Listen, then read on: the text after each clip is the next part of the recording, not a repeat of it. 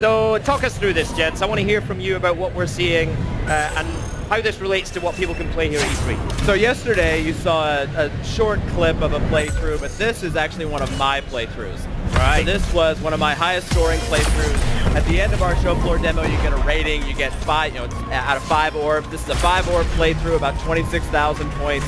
One of the highest we've seen. I'm curious to see if people on the show floor can beat it. Stop showing off. Yeah, it is my game. Hashtag humble brag right there. But tell me more about that. So you're actually doing kind of a competition on the booth here, right? Exactly. So this is our Skills for Kills challenge. You can see the timer up in the top left. Yep. You have 10 minutes. And so it's all about collecting orbs, about using the weapons to create chaos, find the bad guys, kill them, mess with the gang boss organizations and the things that they care about in the world, and do that as fast and as crazy as you can to get the highest score. All right, so immediately I can see that you're collecting some orbs in here, which I love. It just speaks to the old school Crackdown fan in me so much. How much fun is it, like, working on orbs, placing orbs, chaining them together? It must be amazing.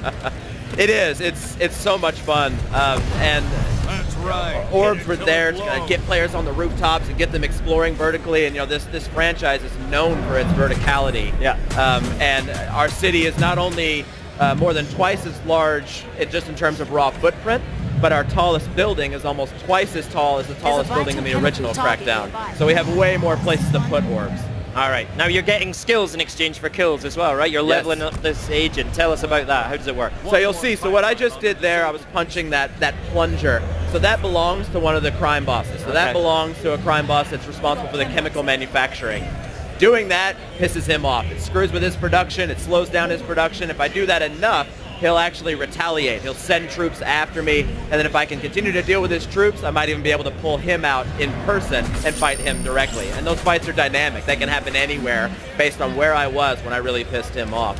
Now, everything you do earns orbs. So you'll see every time I kill a bad guy, when I punch that plunger, I got all of those orbs. So you're constantly leveling up as you do that. All right, tell us about the visual style we're seeing here, right? The graphics and the style that you're going for with Crackdown. Yeah, so the first Crackdown games had a very distinct style. Yeah. And they helped to pioneer what we call the visual graphic novel style that you see now. And the team at Sumo Digital has done such an amazing job of bringing that style forward, but with the beauty of 4K, it's allowed us to do so much more.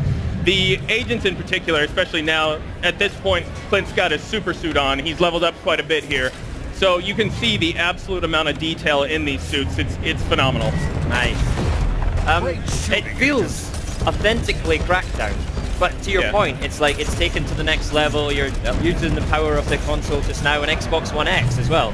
How much extra power has that given you to really amp things up, to step up the boom even further? An immense amount. I mean, we play a lot, and we have to play. We play back and forth both in 1080 and in 4K, and the difference is when you make that jump to 4K, it's undeniable. It is not a thing where you need them side by side or anything like that. You can absolutely tell the difference. All right. The other thing that's amazing for us is we're able to create a city that's twice the size of the first game. Whoa. And the tower that's in the center of our map is twice as tall as the tower from the first game. So it's not only allowed us to go outwards with our expansion, but it's allowed us to go up even higher, because verticality drives this game. Phenomenal. Well, we've just seen some ridiculous weapons going on here. I'm sorry, I was so distracted. And the beach balls. And beach balls as well. Everything in our world is physical. So we have these monorail lines that run all across the city. There's a crime boss that owns the monorail stations and the lines. These crime bosses are very enterprising. Yes.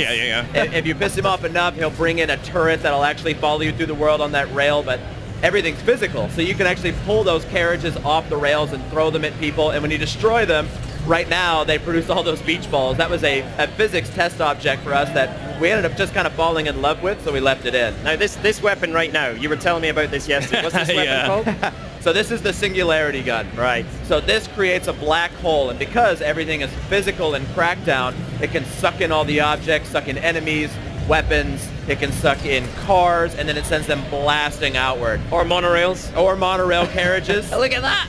And so I'll do it again here, and you can see just how much fun you can have with that weapon as things are exploding around you. And again, like, Crackdown's this game where we give the players tools, and then they create their own chaos, they create their own path through this game, and that makes it completely unique to them, and that's just one of the ways you can do it now. Now, one of the things I really remember about the first Crackdown was it felt like one of the first truly open world playgrounds that you could really go anywhere and do anything you wanted to. And even from this demo, I'm seeing this is a huge area that you're exploring here. Like, give us a sense of that open world and the freedom that it gives you. Yeah, I mean, so we opened up a pretty large area of the map for E3. We wanted people to be able to play around. Because these agents move so fast and jump so far, we wanted to make sure they had lots of space to play around in. So we've opened up an area that's pretty large overall, but this is also one of the first areas in the game. So what you're seeing here is sort of the economically challenged people of the map.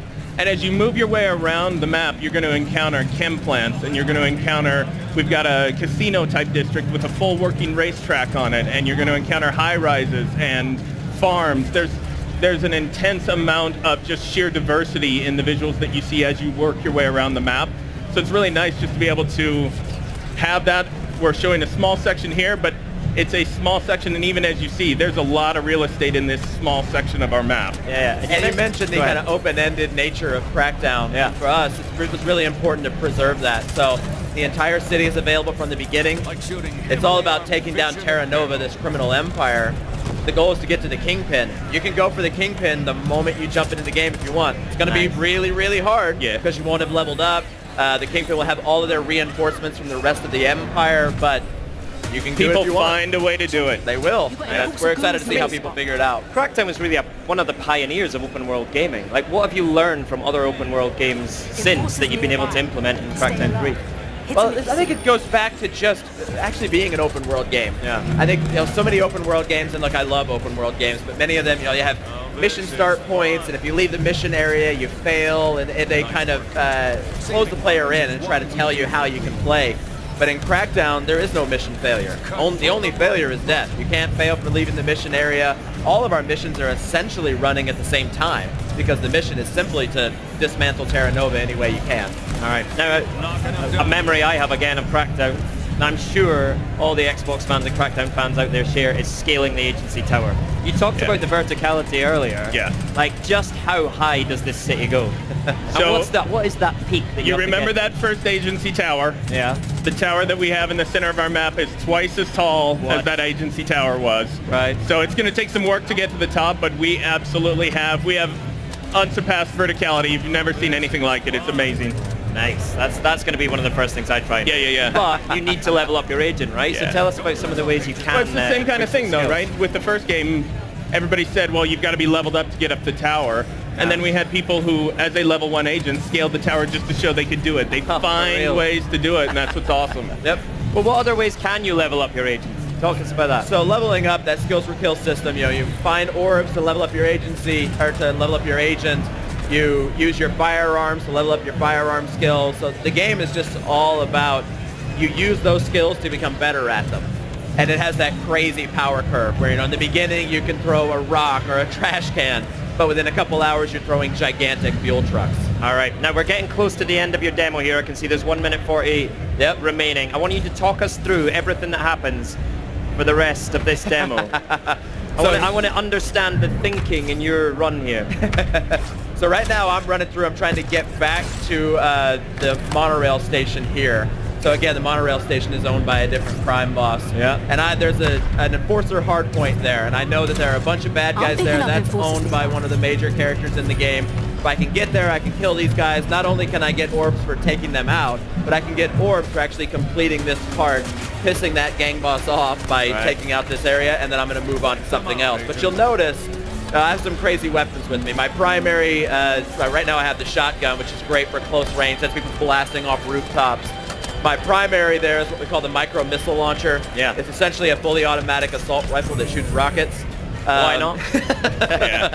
And my third slot there is of course the Singularity, which is my favorite. For the show floor demo, these weapons are all over the map, but they're on the rooftops. We wanted to encourage players to go up, to collect orbs, climb up, find the crazy weapons, and these are really the keys to hitting those the best scores. Can you encounter a boss in this demo?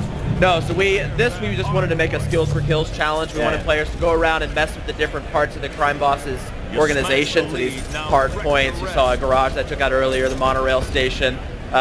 We are showing some more of the boss stuff in behind closed doors, and I think you'll be seeing more of that soon. All right, something to look forward to. Right, we're in the last 10 seconds here. Can you get any more kills? Oh, yeah. They cut it. Yeah. I promise that was 26,000 points. I want to see somebody beat Has anyone come close to it yet?